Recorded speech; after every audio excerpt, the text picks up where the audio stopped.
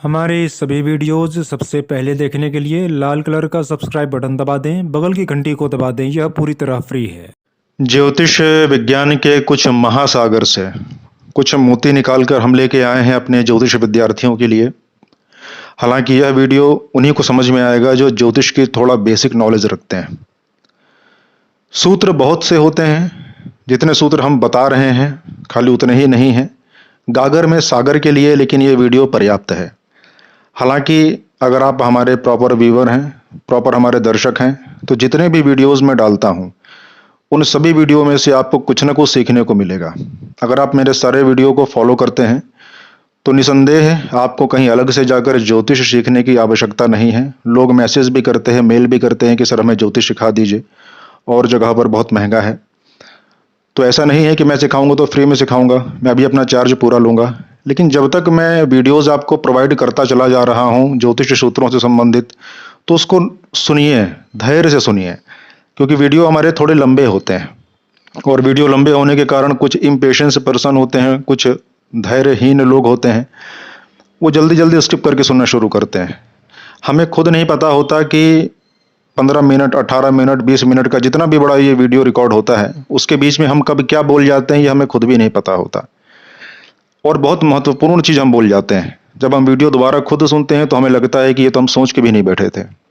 इसलिए अगर आप सच में जिज्ञासु हैं तो वीडियो जो हमारे पढ़ते हैं यूट्यूब में उनको पूरा सुनिए, पुराने से पुराने वीडियो को भी सुनिए। जो हमारे पुराना चैनल है उसको लोग जो जानते हैं उसमें भी जाकर आप सुनिए। आप तो 50% ज्योतिषी ऐसे ही बन जाएंगे, लेकिन उसके लिए शर्त है कि थोड़ी बेसिक नॉलेज आपको होनी जरूरी है।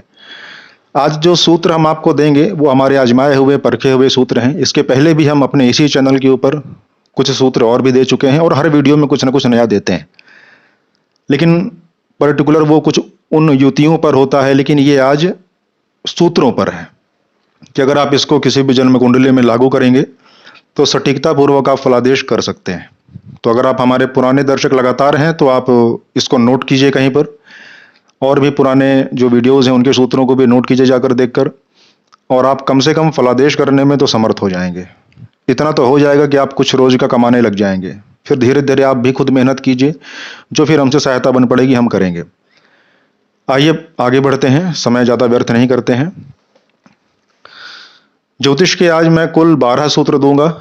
हो सकता है कि 13, 14, 15 सूत्र भी हो जाए, तो धैर्यपूर्वक सुनिएगा।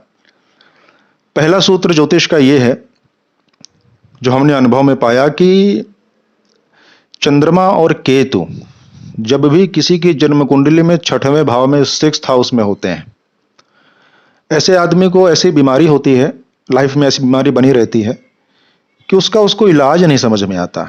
डॉक्टर भी दवा देते रहते हैं, उसको पता नहीं चलता वो हो क्या रहा है। उसको कभी चिड़चिड़ापन होगा, कभी कुछ होगा, बॉडी में एक अजीबोगरीब, एक दवा खाया दूसरी बीमारी शुरू, दूसरी खाया तीसरी बीमारी शुरू।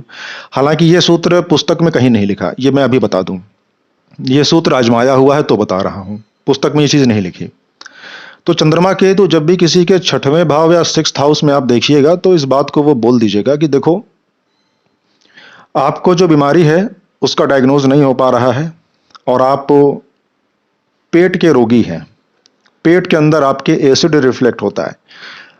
ऐसे युति में अगर 6वें भाव में चंद्रमा केतु हो तो ज्यादा प्रभावी होगा, और कन्या राशि में चंद्रमा केतु साथ में हो तो थोड़ा कम असर होगा, लेकिन होगा बराबर से। अगर 6वें भाव में कोई भी राशि पड़ रही है और ये युति बनी है तो ये फलादेश कर दीजिएगा। उस आदमी के अंदर प्रॉब्लम होती है उसके पेट में एसिड, और जब एसिड बनता है, पित्त बनता है उसके शरीर में, तो नाना प्रकार की व्याधियां उसको उत्पन्न होती हैं। क्योंकि पित्त एक ऐसी बीमारी है जो सभी प्रकार की समस्याओं को शरीर में क्रिएट करती है, और ऐसी बीमारियां पैदा होती हैं जो समझ में नहीं आती कि क्या इलाज करें। पेट की दवा खाएं, बाल झड़ रहा है उसकी दवा खाएं, चिड़चिड़ापन मन में हो रहा है उसकी दवा खाएं, एंग्जाइटी हो रही है कि उसकी दवा खाएं, क्योंकि एसिड से ही सब कुछ होता है। तो चंद्रमा केतु की युति जब भी 6वें भाव में होगी तो ऐसी बीमारी देगा जो डायग्नोज नहीं हो पाती है। दवाई खाते रहिए, दवाई खत्म नहीं होती है। तो ऐसे जातक को बोलिए कि आप सबसे पहले अपने पेट के पित्त को शांत कीजिए, और पेट के पित्त को शांत करते ही ऐसा जातक के शरीर से 90% बीमारी विदा हो जाएगी। ये हमारा आजमाया हुआ है, तब हम बता रहे हैं। इसको नोट कर लीजिए। अभी आते हैं दूसरे सूत्र के ऊपर। एक निवेदन जरूर मैं करूंगा कि वीडियो को आप लोग शेयर कर दिया करिए। कुछ ईर्ष्यालु प्रकृति के लोग हैं, वो आएंगे वीडियो हमारा देखेंगे, उसमें से सूत्र चुरा कर लिख लेंगे, उसको शेयर भी नहीं करते हैं, रिपोर्ट भी मारते हैं। पता नहीं क्या उनको जलन है, हमको समझ में नहीं आता। खैर चलिए, जो जिज्ञासु जन है वो जिज्ञासुओं तक वीडियो को शेयर जरूर किया करिए। खैर चलिए, दूसरा एक गजब का सूत्र बता रहा हूं भाग्य से संबंधित। अक्सर लोग ये पूछते हैं कि सर मेरा भाग्य उदय कब होगा। कभी कभी जैसे वृषभ लग्न की पत्रिका है, वृषभ लग्न में नवम भाव का स्वामी, भाग्य का स्वामी शनि देवता होते हैं, तो वहां पर भाग्य उदय होने में 36वां वर्ष लग जाता है, देर होती है। तो लोग पैनिक हो जाते हैं कि क्या 36 की उम्र तक हम इसी तरह लाइफ कोट होते रहेंगे। ऐसा नहीं है, एक नया एंगल हम देते हैं, इसको समझिए और इसको अप्लाई कीजिए अपनी कुंडली में, औरों की कुंडली में, कि बहुत गहरे से समझिएगा, थोड़ा टेक्निकल है। नवम भाव का स्वामी जिस राशि में बैठा होगा, मान लेते हैं कि वृषभ लग्न की कुंडली में शनि भाग्य का नवम भाव का स्वामी होता है, और वो थोड़ी देर के लिए मानते हैं कि मेष राशि में चला गया, चलो नीच राशि में चला गया, फिर भी कोई बात नहीं। तो नवम भाव का स्वामी जिस राशि में जाएगा, उस राशि का जो भाग्योदय समय होगा, जैसे मंगल 24 और 28 में भाग्य को उदय करते हैं, तो आपका एक बार भाग्योदय 24 और 28 में भी होगा, याद रखिए। दूसरी बात, मैं दोबारा दोहराऊंगा नहीं, बार बार आप वीडियो को पीछे जाकर सुन सकते हैं। दूसरी बात कि भाग्य भाव में जो राशि बनी है, उस राशि का राशिपति जिस वर्ष में आपका भाग्योदय करता है, तो उसमें भी भाग्योदय आपका होगा। साथ ही में अगर भाग्य भाव में गुरु आके बैठ गए, तो गुरु 16वें वर्ष में भाग्योदय करते हैं, तो एक बार आपका भाग्योदय 16वें वर्ष में हो चुका है। और एक अगली बात कि गुरु से नवम भाव में, गुरु जहां पर बैठा है वहां से काउंट कीजिए, नवम भाव में जो राशि पड़ रही है, वो राशि के राशिपति भाग्योदय जिस समय करते हैं, उस समय भी भाग्योदय आपका होगा। यानी कि 4 तरीके हैं, 3-4 तरीके हैं भाग्योदय होने के। ऐसा नहीं है कि भाग्योदय उसी वर्ष होगा जो नवम भाव में राशि बनी है। ये सब बकवास की बातें हैं। जो जानकार नहीं है, जो जानते नहीं है, जो अजमाए नहीं है, वो इसी तरह बकबक करते हैं खाली। फिर समझिएगा, मान लेते हैं थोड़ी देर के लिए कि शनि, वृषभ लग्न की कुंडली उठाइए और उसमें देखिए नवम भाव में शनि की राशि पड़ी हुई है, तो पहले तो 36वें वर्ष में भाग्योदय होगा। शनि मान लेते हैं मेष राशि में बैठा है, तो 2 बार भाग्योदय होगा, जो कि मंगल 2 भाग्य उदय करता है 24 और 28 की उम्र में। गुरु 16वें वर्ष में करेगा, अगर गुरु मान लेते हैं नवम भाव में आ गया वहीं पर। ठीक उसी प्रकार भले गुरु वहां नीच राशि में है, लेकिन 16वें वर्ष में भाग्योदय करेगा। फिर गुरु से नवम भाव काउंट कर लीजिए, वहां पर जो राशि बनी है, उस राशि का राशिपति जिस वर्ष में भाग्योदय करता है, फिर भाग्योदय उधर भी होगा। तो भाग्योदय होने के कई चांस होते हैं कुंडली में। तीसरा एक आजमाया हुआ सूत्र है, यह भी किताब में नहीं मिलेगा आपको, ये अनुभव के आधार पर हम बता रहे हैं आपको, और ये लागू होता है। चंद्रमा अगर मीन राशि में है, या 12वें राशि में, या 12वें घर में है, या तो चंद्रमा मीन राशि में हो जाए या 12वें भाव में हो जाए, तो ऐसा जातक ना जहां भी रहता है उसे अपना घर नहीं मान पाता, वो जहां भी रहेगा। और खासकर ज्यादातर ये सूत्र तब और प्रभावी हो जाएगा 100%, अगर नवमांश चक्र में चंद्रमा मीन राशि में हो या 12वीं राशि में हो। लग्न में है तो इसका प्रभाव कम मिलेगा। अगर नवमांश में चंद्रमा मीन राशि में हो जाए या 12वें घर में हो जाए, तो ये जातक जहां भी रहेगा उसे अपना घर नहीं मान पाता।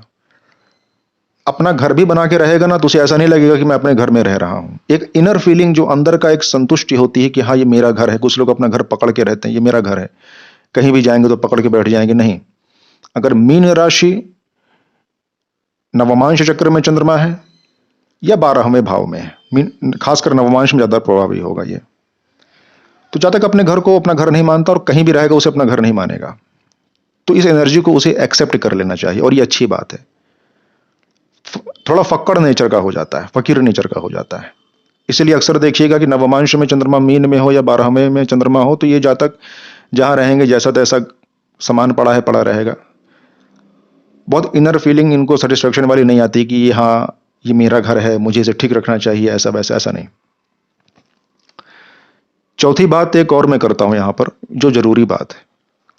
अक्सर लोगों को एक मन में भ्रम होता है, भाग्य भाव के स्वामी के साथ जब भी राहु होता है तो सोचते हैं कि हमारा भाग्योदय नहीं होगा। ये एकदम गलत बात है। अगर भाग्य भाव का स्वामी, नवम भाव का स्वामी, उसके साथ राहु कहीं भी बैठ जाए, कुंडली में कहीं भी बैठ जाए, तो ऐसे जातक का भाग्योदय हवन यज्ञ करवाने से होता है। तो ऐसे जातक को समय समय पर हवन यज्ञ जैसे अनुष्ठानों को करवाना चाहिए, करना चाहिए। तो उसका भाग्य निरंतर साथ देता है और वो आजन्म सुखी रहता है। कन्फर्म जानिएगा इसको। आगे बढ़ते हैं। राहु नवम भाव में हो या पंचम भाव में हो, इसको अपने गुरु से कभी भी पूरा जवाब नहीं मिलता ऐसे जातक को। राहु पंचम भाव में हो जाए या नवम भाव में हो जाए, ये अपने गुरु से सदा असंतुष्ट ही रहेगा। संपूर्ण जवाब गुरु से कभी इसको मिलेगा नहीं, अपने गुरु से। पंचम भाव में राहु है तो हृदय का रोग भी देता है, इसलिए सावधान रहना चाहिए। क्योंकि पंचम भाव में राहु है तो आपके पिता के कर्म को दिखा रहा है, आपके पिता के कर्म में गड़बड़ी है। हालांकि पंचम भाव के राहु को पुत्र दोष, पितृदोष आदि भी कहते हैं, लेकिन इस पर अभी हम बात नहीं करते। वो देखना पड़ता है कुंडली की वास्तव में है भी कि नहीं, वो एक अलग विषय है। लेकिन यह कन्फर्म है कि पंचम और नवम में अगर राहु है भावों में, तो यहां पर इसको गुरु से संतुष्टि नहीं मिलती और गुरु से कभी पूर्ण जवाब नहीं मिलता इसको। यहां पर इसको डिप्लोमेटिक होना पड़ेगा, तभी इसको सफलता मिलेगी। एक अगला सूत्र और लीजिए, गजब का। नवमांश चक्र अगर किसी की कुंडली में शुक्र कन्या राशि में हो या छठवें भाव में हो, याद रखिए यहां पर लग्न की बात नहीं हो रही, यहां नवमांश चक्र की अब मैं बात कर रहा हूं।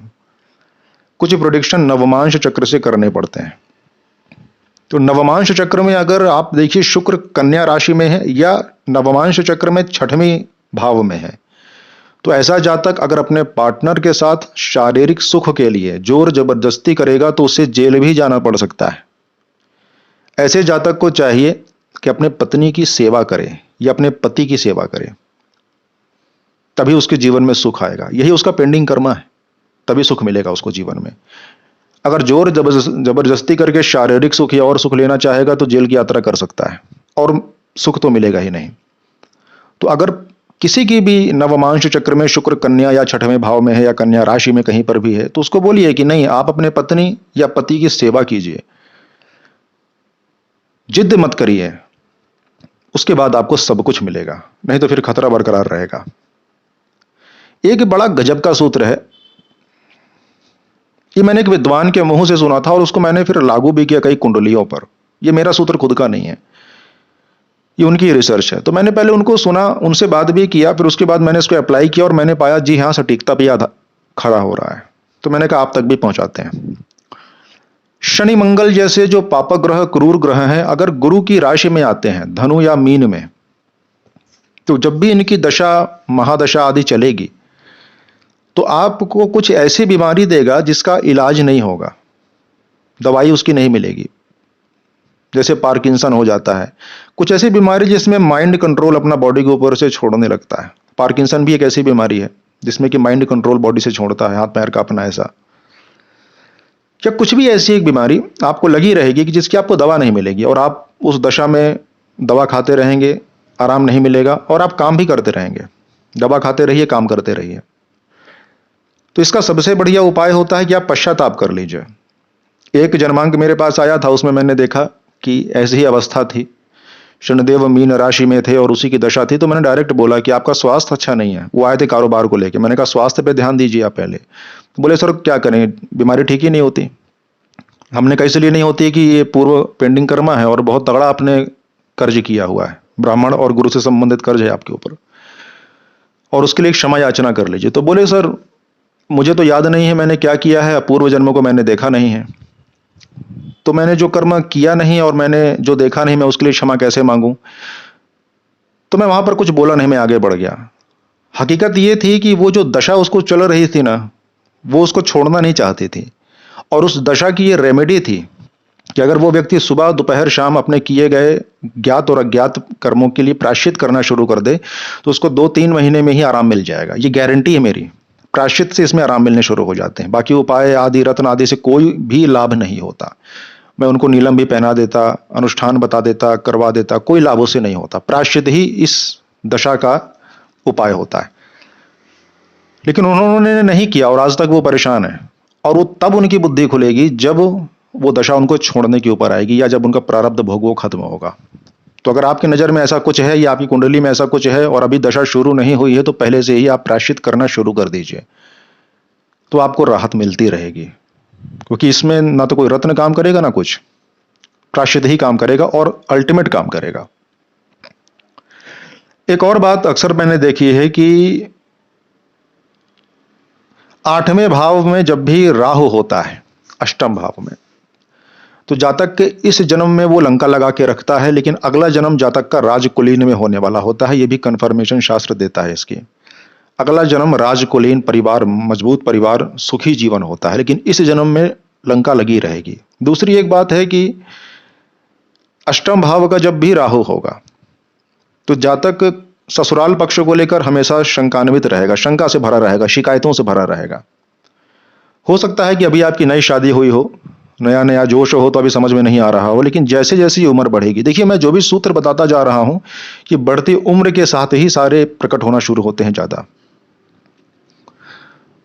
तो अष्टम भाव में जब राहु देखिए, तो अगर जातक ससुराल पक्ष को लेकर कंफ्यूज है, जो कि कंफ्यूज रहता है, उसके भले वो मुंह से ना बोले पर मन में कुछ ना कुछ उसके आता है, और जैसे जैसे उम्र बीतती है वैसे वैसे ससुराल पक्ष से मन मुटाव शुरू होता है। उसके मन के अंदर कुछ आता है कि ये गड़बड़ कर रहे हैं, ऐसा वैसा, और ये सारी जो उसके अंदर शंका शिकायत है वो सब निराधार है, वो उसकी खुद की बनाई हुई है। अष्टम भाव में राहु हो, उसको बोली ससुराल पक्ष की तरफ से आपको कोई दिक्कत नहीं है, वहां कोई गड़बड़ी नहीं है, आप सोच के गड़बड़ी पैदा कर रहे हैं, ये कन्फर्म जानिए। बढ़िया सूत्र है, इसको आजमा के देख लीजिएगा। पहले तो आदमी कंफ्यूज ही रहता है कि मैं ससुराल पक्ष के बारे में सही सोच रहा हूं या गलत सोच रहा हूं। उसको बोलिएगा अगर आप कि नहीं, आप अपने ससुराल पक्ष को लेकर संतुष्ट नहीं है, असंतुष्टि आपके मन में है, तो बोलेगा नहीं, हाँ, वो कुछ कंफ्यूजन में रहेगा। अगर कंफ्यूजन है तो इसका मतलब है कि आप कोई ना कोई दुविधा में हैं, और वो सारी दुविधा आपकी निराधार होती है। अष्टम भाव का राहु बिना मतलब में ससुराल पक्ष के प्रति आपके अंदर गलत भावना भरता है। एक और सूत्र है जिसमें कि थोड़ा सा इसको समझना होगा और प्रेडिक्शन के पहले सावधानी रखनी होगी, और सामने वाले की साइकोलॉजी देख लीजिए कि कैसा वो संभाल पाता है कि नहीं। क्योंकि अष्टम भाव में जो भी ग्रह होता है, अष्टम भाव में जो भी ग्रह जाएगा वो ही आदमी के मृत्यु का कारण बनता है। अब कैसे? अष्टम भाव में जो ग्रह जाएगा, उस ग्रह से संबंधित जो भी तत्व जीवन के अंदर जरूरी है, बॉडी में जरूरी है, उसकी कमी हो जाएगी और वो एक समय के बाद उसकी उसी कारणों से मृत्यु होती है। जैसे मान लेते हैं कि अष्टम भाव में गुरु है किसी के, तो जैसे जैसे उम्र बढ़ेगी, 35-36 वो क्रॉस करेगा, उसके जीवन से फादर चले जाएंगे, गुरु चले जाएंगे, गाइडेंस चली जाएगी, वो व्याकुल हो जाएगा, अंदर की शांति भंग हो जाएगी, उसकी विजडम गायब हो जाएगा, और वो इसी कारण से भटकता हुआ गलत डिसीजन लेता लेता लेता लेता अशांत होता हुआ एक दिन चला जाएगा धरती से।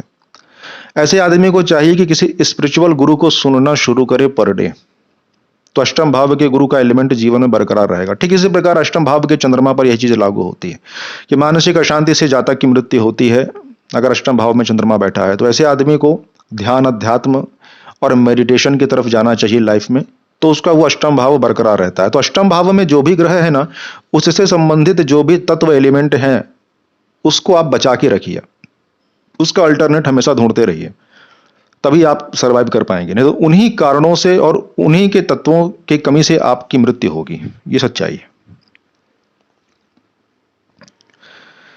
एक थोड़ा सूत्र आगे का अजीब है पर सही है, आजमाया हुआ है। चंद्रमा से शनि जब भी तीसरे भाव में होंगे तो जातक की जो माता को विष से संबंधित समस्या रहती है, हो सकता है कि उनको दवाई का रिएक्शन हो जाता हो बार बार, या उनको ब्लड के इन्फेक्शन बार बार हो जाते हो।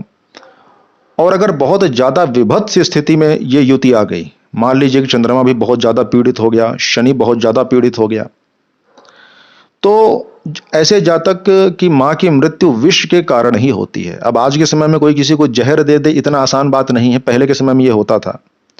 तो कभी कभी दवाइयां रिएक्शन कर जाती हैं, वो भी विष ही माना जाता है।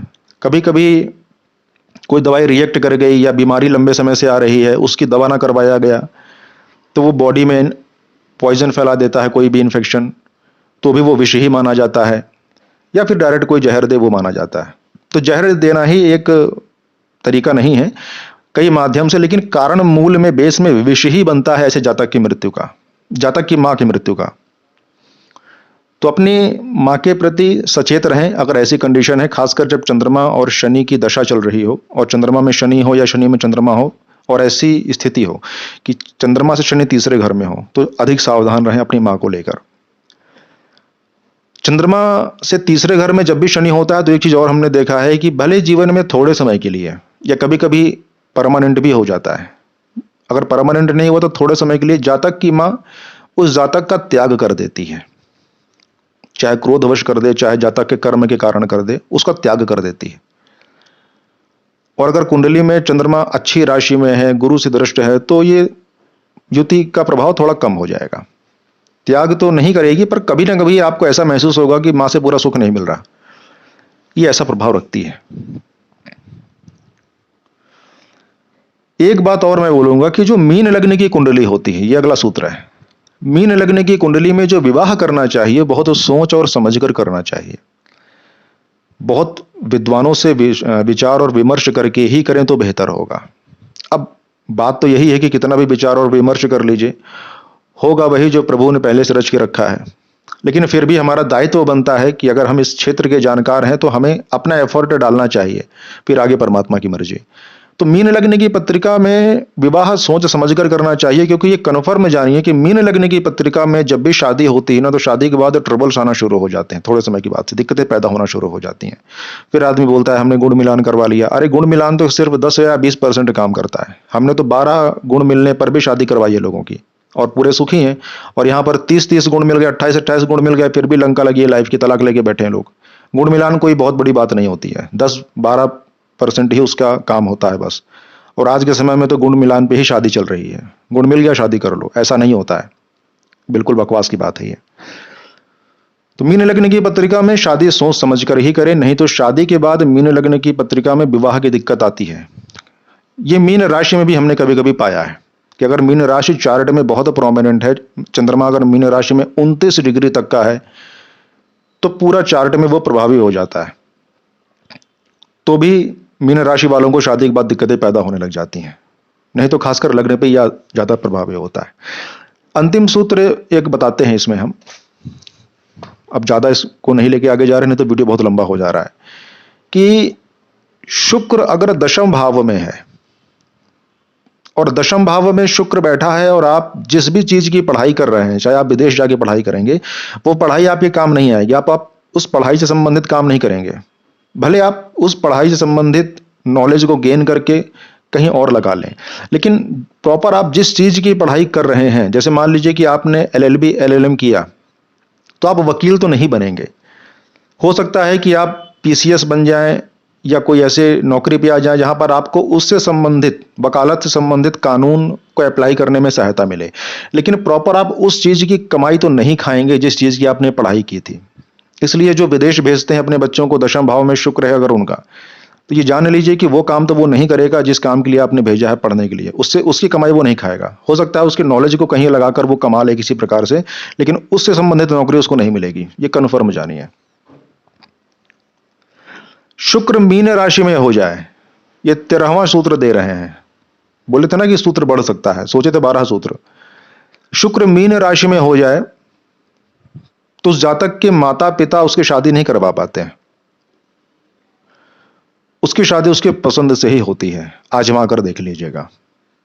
अभी के लिए बस इतना ही, सूत्र तो बहुत हैं, बताना शुरू करेंगे तो कम से कम कई साल लग जाए, खत्म नहीं होंगे, लेकिन कुछ बेसिक सूत्र जो हम सब जो विद्यार्थी लोग हैं वो सब उसको ठीक से अप्लाई कर सकें, नहीं तो बहुत गहरे गहरे सूत्र बोलेंगे तो वो समझ में भी नहीं आएगा।